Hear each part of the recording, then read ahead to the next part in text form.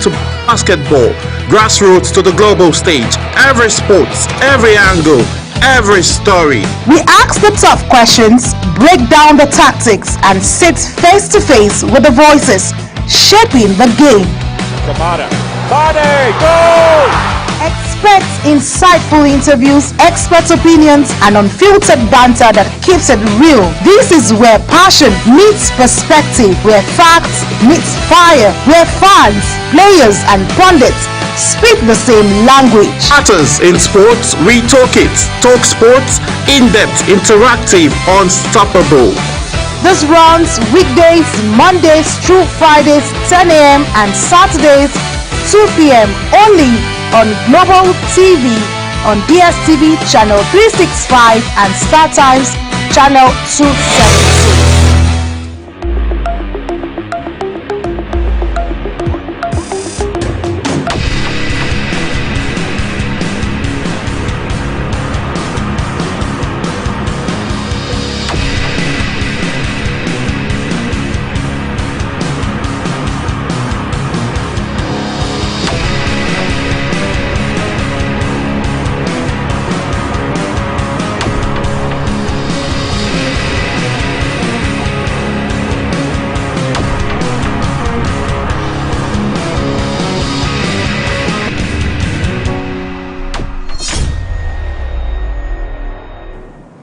Hello everyone and welcome to the program Talk Sport here on Global Television. I am Samuel Odi. Many thanks for joining on today's edition of the program, as we have so much to talk about on today's edition of Talk Sport. We've got Commonwealth Games around the corner. We'll be talking UEFA Champions League actions that will be coming up later tonight, as Galatasaray will be taking on Man City. We'll be having those conversations. Newcastle will be taking on current UEFA Champions League champions.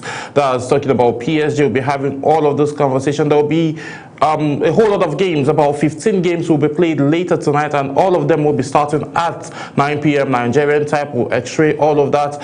Also, we'll be looking at the Niger Delta games, as they paid a walk-in visit. The organizing committee paid a walk-in visit to the EG National Sports Commission in the person of Olokbade, Bukola Olokbade. This happened yesterday. And also we'll be bringing you actions from the NBA, as we saw Milwaukee Bucks taking on Philadelphia Sixers. We saw the OKC Thunders also in action, as well as the Toronto Raptors as well. We'll be having all of this conversation and more on the grassroots level. In the female category, the Super Falcons will be going to Angola for pre-AFCON tournament that will be coming up as well. And again, in handball, yesterday we told you that the Green Arrows, talking about the Nigerian handball male senior team, will be taking on Egypt, and they were defeated by the Pharaohs of Egypt 48-22. And though despite the loss, they are still in a race contending for the World Cup ticket. So we'll see how all of those will pan out for this set of guys, and if they will be making it to the World Cup, because the last time Team Nigeria represented at World Cup was in 1998. We'll be bringing you up to speed with a whole lot of other activities going on in the world of sports locally and internationally. There is just this big conversation around CAF that a lot of persons have reacted to, saying that there will be ban of towels in AFCON. This is coming from CAF for goalkeepers, based on the actions or things that we saw playing out between the Moroccan side and Team Nigeria. That's talking about the Super Eagles of Nigeria and Senegal, when ball boys and officials of the Moroccan team video showing evidence that they came and were taking away, stealing away the towels of their opponents, which is totally unprofessional. But CAF saying they want to ban that. That will be at a disadvantage for the entire teams. But we'll see how that will pan out as we bring you big stories from the world of football. So as always, we'll be starting from the home front, as Commonwealth Games, it's almost here. National Sports Commission hosts Britain Cycling Association collaborates for Team Nigeria cyclists to train in Manchester. So Ahead of the team, Nigerian cyclists will train in Manchester for the Glasgow 2026 Commonwealth Games. This is one of the fallout from a meeting between the National Sports Commission Cycling Federation and the Nigerian and Britain Cycling Association. The Britain Cycling Association delegation led by Commercial Strategy Madagascar Izzat Oraz was on a collaborative visit to Nigeria. The three prolonged collaboration focused on supporting the development of cycling in Nigeria, ensuring a culture of winning fairly in both the Olympics and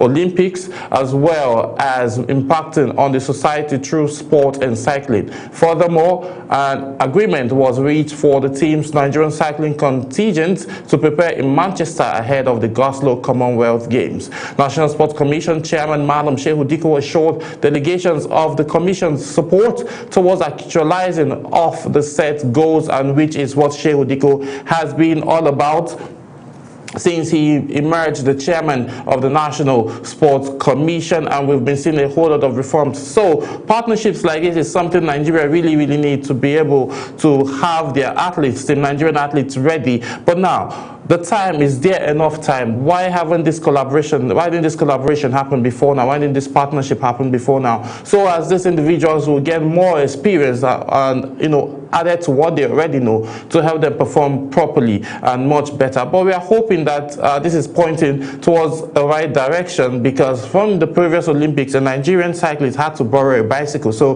with all of this collaboration now, we are definitely going to see something different. Hopefully, these athletes will maybe get a podium finish. So congratulations to Team Nigeria and congratulations to the National Sports Commission for this milestone that it achieved. So moving on now, Niger Delta Games 2026. Organizers pay walking visits to the DG of the National Sports Commission. This is in line to foster and have proper preparation ahead of the Commonwealth Games. The Niger Delta Games will be coming up in the month of February, from the 20th to the 26th of February. Organizers of the Niger Delta Games says the competition will continue to be an integral part of sporting calendar of the National Sports Commission for the overall objective to change the trajectory of grassroots sport development in Nigeria. This is according to Mr. Malik Ikpopo, the chairman, Dunamis Icon, organizers of Niger Delta Games. During a courtesy visit to the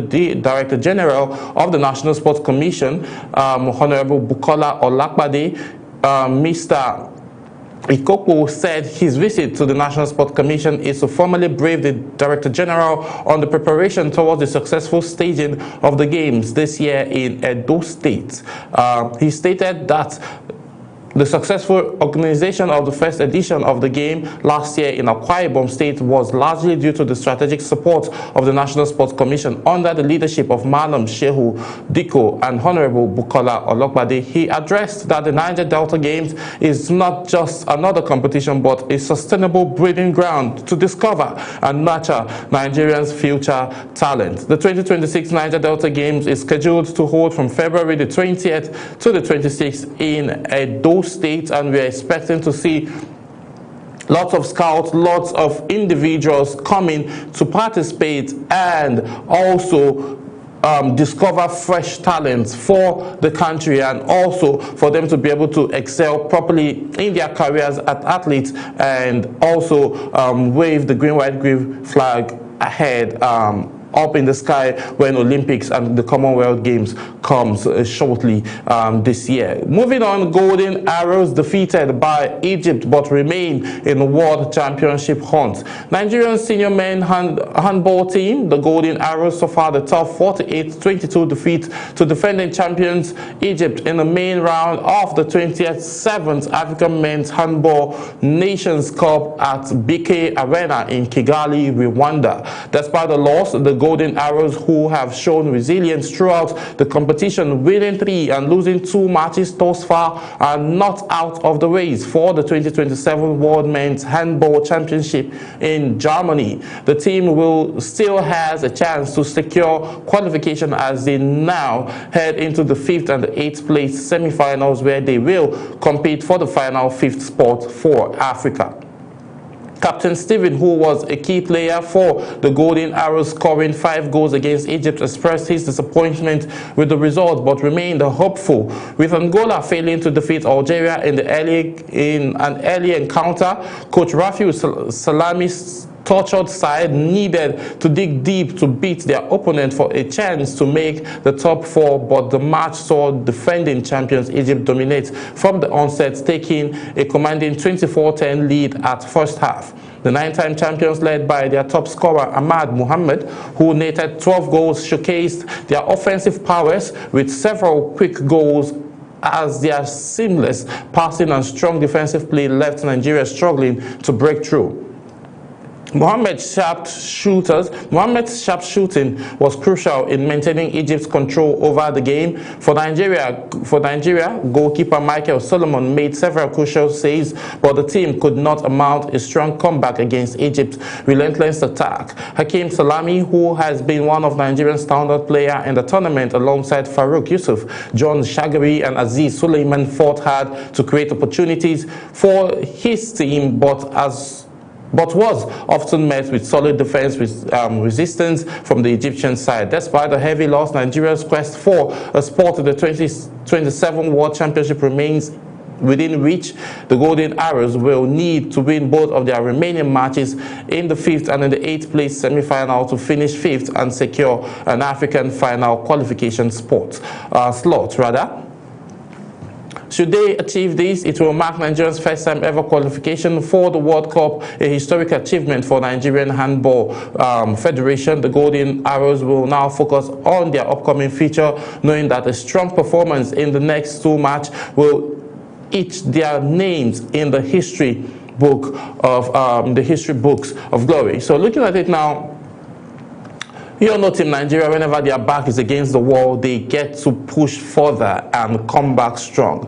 Yes, that was not the result that was expected between Team Nigeria and the Egyptian side, but still, we are looking forward to an amazing game that will be coming up still later before the week runs out. That should be on a Friday and Saturday. That will be on the weekend, but an official date has not been released there yet, but it should be happening this weekend. And then we are hoping to see that they would be able to bounce back and make their way to the World Cup in Germany, because it looks like, okay, the team has what it takes to advance further. Winning first 3 games and losing 2 in a row is actually not remarkable, but we're hoping to see something more different. Let the boys dig in deep, let the coach create, dig deep as well, and create and think of all other strategies that they can use to beat their opponents and advance further. So looking at it now, hands are crossed, and we are hoping that something positive will happen, because we know anything can happen in the world of sport, and then we're expecting to see something very, very positive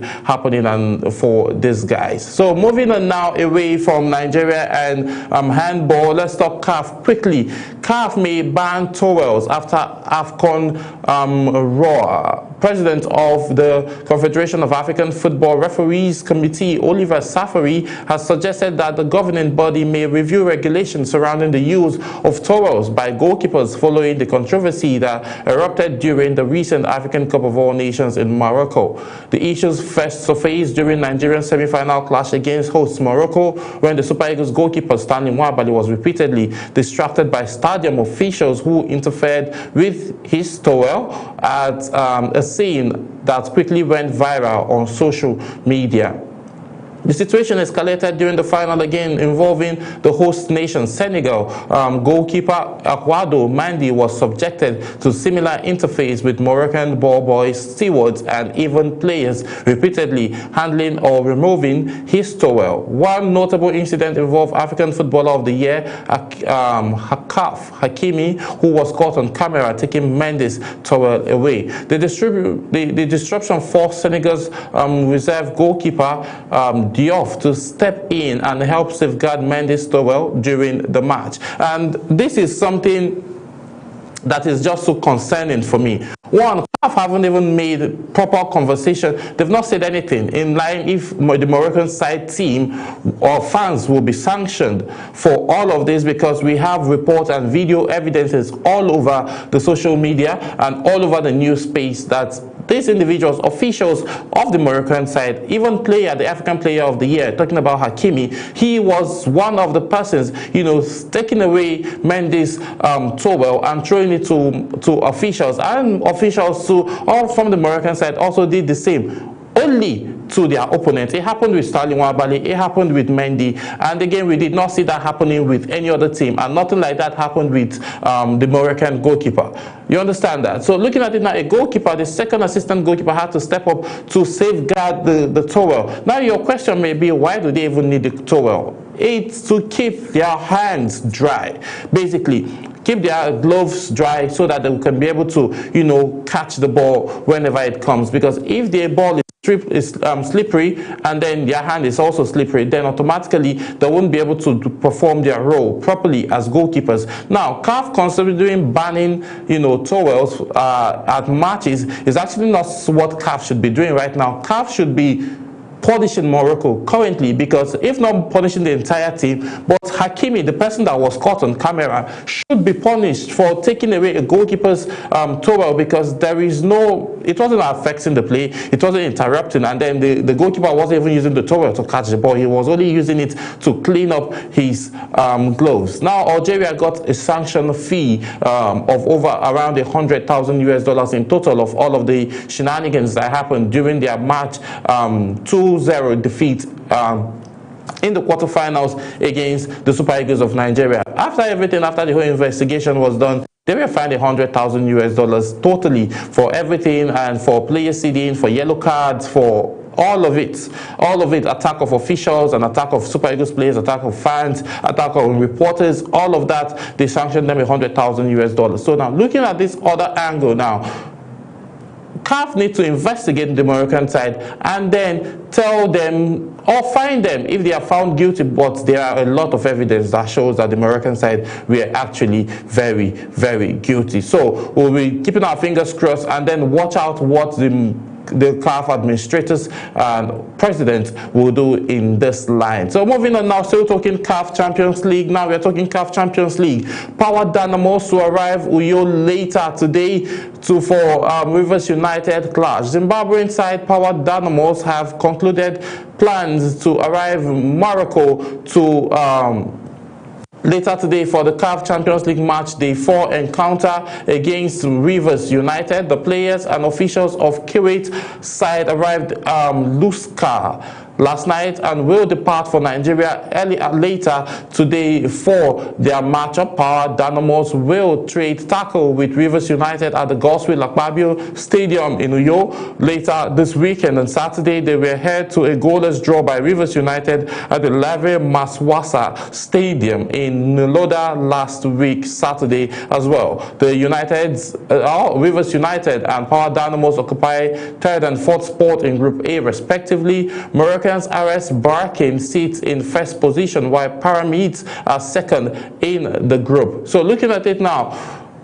they share the point. Rivers United were supposed to have some actions in the Nigerian Professional Football League, but they were not able to do that because they were away out of the country playing in the CAF Champions League. Remo Stars are supposed to also be playing in this competition, but they have been embattled this season so far, and they were not being able to, represent and play further because they lost. So looking at it now, Rivers United is the only hope of Team Nigeria, obviously, a club from Nigeria which has advanced to the CAF Champions League to be able to represent and play. Now they were held to a goalless draw away from home, which is very, very crucial for any team to go away and get a point. Now, as I'll be coming here later today, we'll be expected to see that their deficit will be turned for Rivers United to at least get a goal or, get 2 goals, but we don't want you guys to settle for draw. Play defense properly. Finidi George is doing an amazing job with the Rivers United. Currently, they are the title contenders. They're #1 title contenders for MPFL, and then they are sitting comfortably with 41 points on the MPFL standing as the first team, and then we'll be looking at how this matchup as well will be panning out for them. Will they be winning 2 trophies? I think after this group stage now they're advancing to the quarterfinal, and we are hoping they get to advance properly and then win the match and advance to the quarterfinal, log it all out for the semi-final and make it through to the finals as well. So that is what is being expected from the Rivers United squad, and then we are hoping that this is going to be a very, very fruitful out for them. And if you're in Uyo, get your tickets, go and watch and cheer the Rivers United team, as they are the only representatives of Nigeria in the CAF Champions League currently as we speak. So moving on now, away from CAF Championship, let's talk Falcons. Talking female football, Super Falcons to play pre-WAFCON tournament in Abidjan. Nigerian Super Falcons will begin their build-up to the 2026 Women's African Cup of All Nations by competing in a 4-nation West African tournament scheduled to hold in Abidjan later this month. These are the 10-time champions of the WAFCON. Team Nigeria has confirmed participation in the invitational competition, which is organized by the West African Football Union B and will run from February 27th to March the 7th in Ivory Coast. The tournament will feature 4 teams that have been qualified for WAFCON 2026, which include host Ivory Coast by Nigeria, Ghana, and Senegal. The mini tournament is expected to serve as a final competitive test for the teams, ending just 10 days before the start of the WAFCON finals in Morocco. The Continental Showpiece will be staged from March 17th to April the 3rd, 2026. It is understood that head coach Justin Madugu had already submitted a provisional squad list. He is expected to be released through official channels in the coming days. At WAFCON 2026, Nigeria have been drawn up in Group C alongside Zambia, Egypt, and debutant Malawi. So looking at it now, the Super Falcons rather are well experienced and vast with what they are doing, and then they have won this championship 10 times and they are looking to retain for the 11th time. So if this does happen, if they get to scale through, the Super Falcons will be winning their WAFCON title for the 11th time. They defeated Morocco at home, and the same thing would have happened again in the male category, if not because of the fact that they were looking more hungry, they were looking more ready, and they have family support around them. So they moved further to be able to, capitalized for the male category and then moved past the Super Eagles of Nigeria. But this time around, the female were able to capitalize, and then they moved further past the female category and they won the trophy. So we will see how all of this will pan out for all of these sides and how well they can be able to bounce back and advance further in the proper WAFCON championship that will be coming up shortly. So we are fingers are crossed and expecting and wishing them very, very well. And their first training section, that's talking about the Super Falcons of Nigeria, will be happening in Ogun State, Abeokuta, where the governor welcomed them yesterday and was, supporting and throwing weight of his support behind this set of team guys, and we are hoping to see that they will be able to push further and make Nigeria very, very proud. And then another very, very sad news, moving away from that, the very sad news coming to us at this time, tragic as Wilfred Ndidi lost his father. Wilfred Ndidi's father dies in a road crash. This is very devastating for the Super Eagles captain, who lost his dad. Let me bring you up to speed with the report that said the Super Eagles captain Wilfred Onyinye Ndidi has announced the heartbreaking death of his father on Sunday, who tragically passed away after being hit by a car in the town of Umudede near Agbo, Delta State. This is so sad. The midfielders club Brakes announced his death through a message on their X account, sending shockwaves to the Nigerian Football Committee. The midfielder equally shared the devastating news in an emotional tribute on Instagram, expressing deep pain, disbelief, and sorrow over the loss of a man his father, a man he described a pillar of his life and career. In a heartfelt message, and he reflected on his bond, on their bond, unfinished conversation and cherished memories, recalling how he once dedicated his first national team goal celebration to his late father. This is so sad to see, and we hope that God grants Wilfred Ndidi and the entire family the strength to bear this loss, because this is just so heartbreaking, and I hope it doesn't affect the remaining parts of the games that he'll be playing in this career. I just hope that he keeps his head high, and we hope that the father finds internal rest as he, as he passed. May the soul of the departed rest in peace. So moving on away from that, let's talk UEFA Champions League, as Victor Osimhen faces tough test as Nigerians stars seek ULC survival.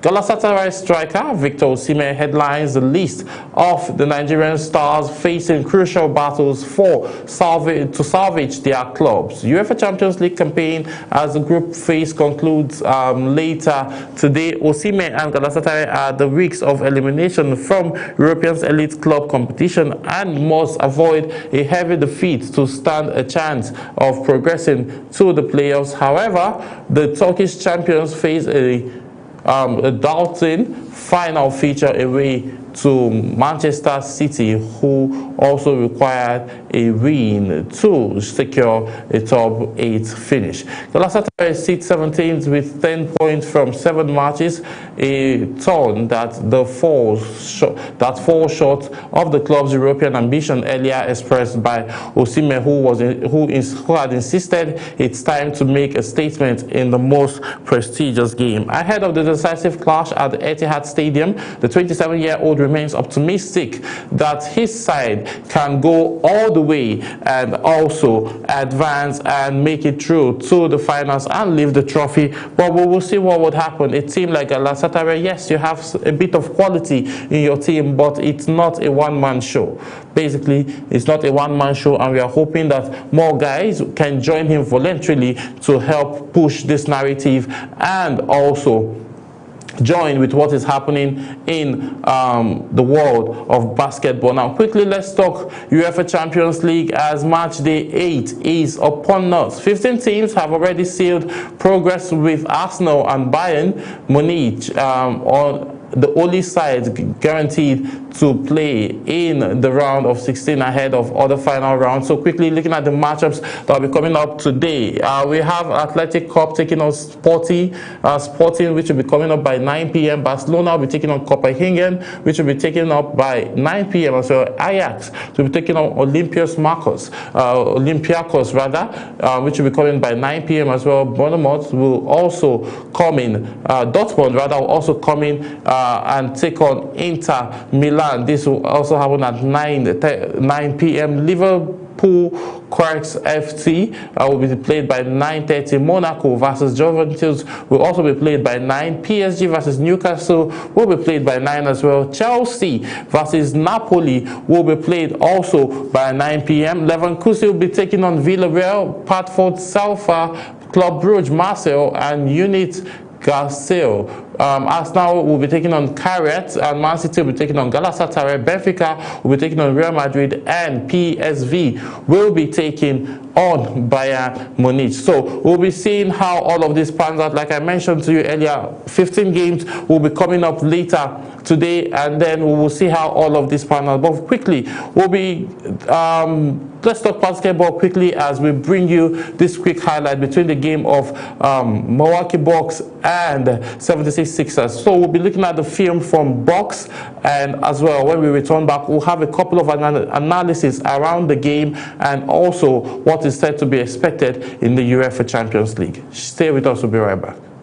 Doc Rivers mentioned to us, Ryan Rollins, it's going to be a long day chasing Tyrese Maxey around defensively, and they're going to need his offense, just like they'll need this guy, Bobby Portis, with his first deuce. 13 points in the starting lineup. Maxey too strong. Rebound, edge comes, second chance for George, who loads it up and drills the triple. Here comes George. Attack, kick, Embiid thought about it. He's